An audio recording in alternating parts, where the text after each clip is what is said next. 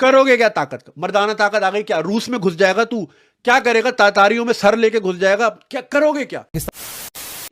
ये सुअर का पेशाब भर भर के हमारे खून के अंदर डाल रहे हैं और ये हो रहा है और वो रहा है। अबे पहले ही नहीं मानते ये उसको, वैक्सीन को। यही तो मसला है। दुनिया में 2 मुल्क रह गए हैं जिनके पास पोलियो है, अल्हम्दुलिल्लाह। एक हम है और एक अफगानिस्तान है। रह दे के दोनों एक जैसे ही, ठीक है ना। अफगानिस्तान का पासपोर्ट नीचे से नंबर 1, हमारा शायद 2 या 3 या 4 हो गया अब शायद, ठीक है ना।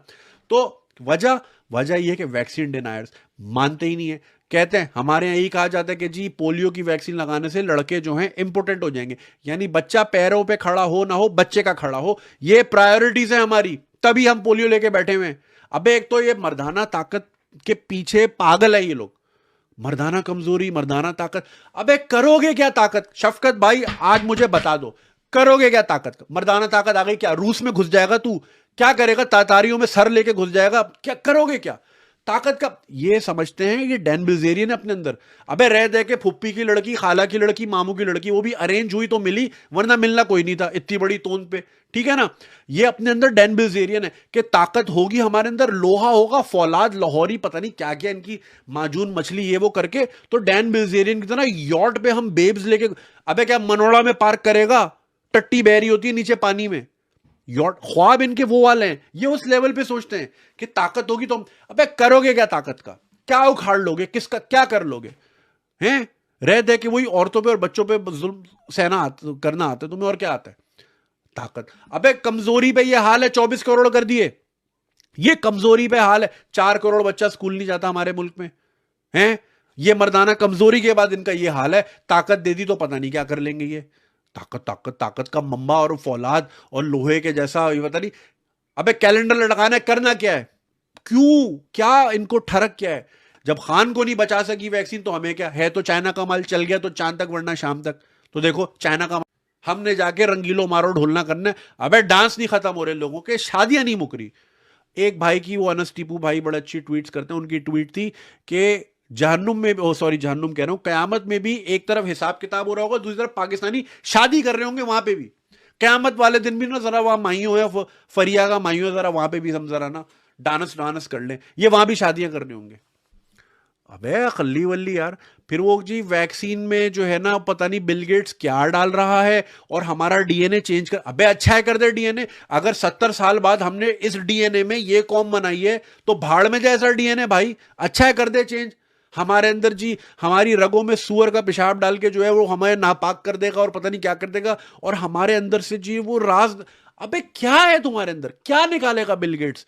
बिल गेट्स के क्या मोटिव है? रशीद भाई मुझे बता दो, तुम्हारे अंदर ऐसा क्या है जो बिल गेट्स को चाहिए?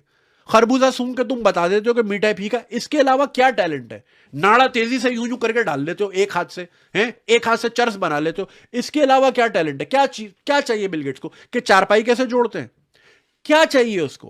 तो याद रखो, अल्लाह ने जो आपको सेहत दी है ना, ताकत दी है, जिस्म में कुव्वत दी है, जो आप अंडे पराठे फोड़ रहे हो तबीयत से बैठ के, और लाहौरी, हमारे जो लाहौरी लोग हैं वो गुजरांवाला और लाहौर में माशाल्लाह खुराक इतनी टाइट है उन लोगों की।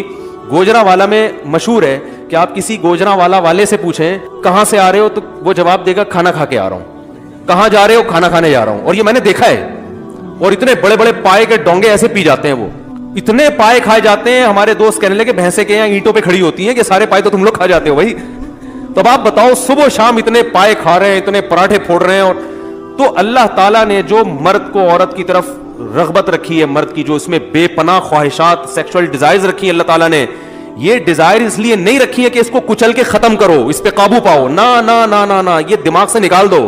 ये ख्वाहिशात इसलिए रखी हैं ताकि किसी औरत से निकाह करके अपनी ख्वाहिशात को पूरा करके उसको भी फायदा पहुंचाओ।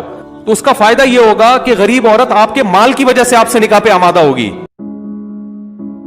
मर्द को शादी क्यों करनी चाहिए, इसके बारे में मौलाना कहता है कि जवानी में कदम रखने के बाद प्राकृतिक रूप से प्रत्येक नौजवान मर्द और औरत को अपनी नई जिंदगी का आरंभ करने के लिए एक अच्छे साथी की तलाश होती है, और यह तलाश औरत के मुकाबले मर्द को ज़्यादा होती है, क्योंकि उसे अपनी जिस्म की इच्छा पूर्ति के साथ साथ अपने नाम और निशान अर्थात नस्ल को बाकी रखने के लिए औलाद की ख्वाहिश होती है, जिसका पूरा होना औरत के बिना संभव नहीं है।